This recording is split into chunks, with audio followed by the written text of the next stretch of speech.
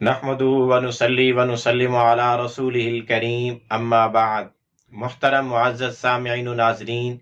مفتی سعید الرحمن سعدی آپ کو اپنے اس چینل پر خوش آمدید کہتا ہے۔ معزز سامعین، آج کی اس ویڈیو میں ہم انشاءاللہ العزیز خواب کے اندر دھند دیکھنے کی، سموگ دیکھنے کی تعبیریں بیان کریں گے کہ اگر کوئی شخص خواب میں سموگ دیکھے، فوگ دیکھے یا دھند دیکھے، جو سردیوں کے موسم میں میدانی علاقوں میں دھند ہوتی ہے، اگر اس قسم کی کوئی دھند خواب کے اندر سفر کے دوران دیکھے یا ویسے گھر پر دیکھے تو اس کی کیا کیا تعبیریں ہو سکتی ہیں۔ معزز سامعین، خواب کے اندر دھند دیکھنے کی تعبیر اشتباہ سے دی جاتی ہے، شش و پنج میں پڑھنے سے دی جاتی ہے، کسی کام کے مشتبہ ہو جانے سے دی جاتی ہے۔ یعنی اگر خواب دیکھنے والا کسی دین کے کام میں یا دنیا کے کام میں مصروف عمل ہے تو وہ کام اس پر مشتبہ ہو جائے گا، اس کو اس کا کوئی صحیح راستہ دکھائی نہیں دے گا، اس کا انجام اس کو نظر نہیں آئے گا، یا اس کا انجام، اس کا کوئی انجام کار ہوتے ہوئے یا اس کے اینڈ کا کوئی سرا نظر نہیں آئے گا۔ اسی طرح اگر کوئی آدمی خواب میں دیکھے کہ وہ چلتا چلا جا رہا تھا تو اس کے اوپر آگے سے دھند آ گئی،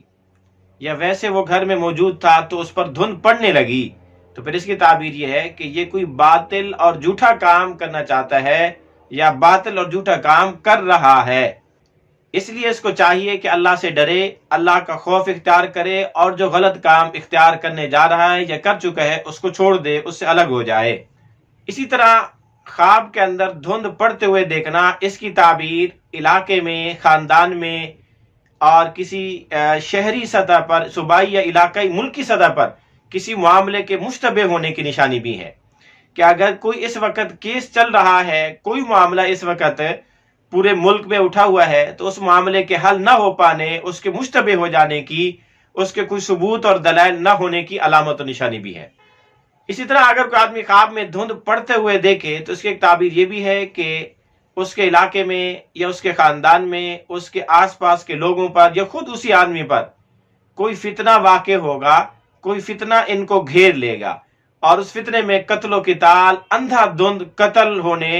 ایک دوسرے سے لڑائی کرنے، جنگ اور جدال ہو جانے کی علامت و نشانی بھی ہے۔